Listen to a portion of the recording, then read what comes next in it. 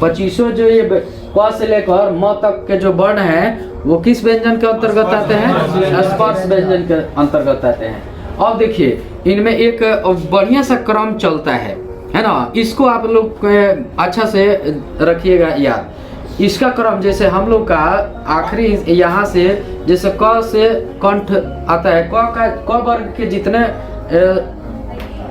वर्ण है ना, क वर्ग के जितने वर्ण है उन सब का उच्चारण किससे होता है? कंठ से। कंठ के बाद जो आता है वो क्या है? तालु है। तो क के बाद जो आता है वो च है, इसलिए च वर्ग के जितने हैं वो तालु से उनका उच्चारण होता है। च के बाद ट आता है और ट वर्ग का उच्चारण किससे होता है? मूर्धा से होता है। इसमें भी उसी तरह का क्रम चलता है, कंठ, उसके बाद तालु, फिर मूर्धा। जीभ को उलट कर बोलिए ट ठ, जब बोलिएगा आपको उलटना पड़ेगा, अपना जीभ उसमें दबराएगा। तो बिना जीभ को सीधा करके आप ट बोल ही नहीं सकते हैं। ट बोलने का आप ट बोलिएगा तो जीभ को सीधा मतलब बिना उल्टा किए आपको ट आप नहीं सही उच्चारण कर पाइएगा।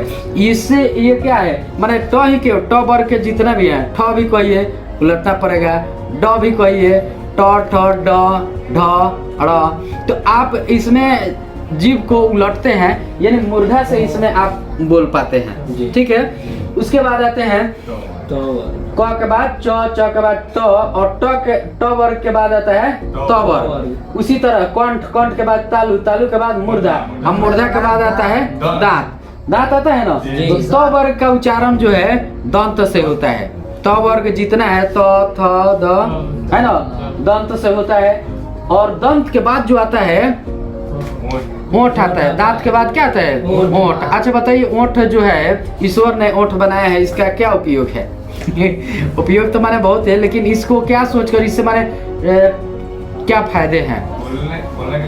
हाँ, बोलने के लिए। अगर ओठ ना होता तो आदमी पफवा ना पढ़ पाता है।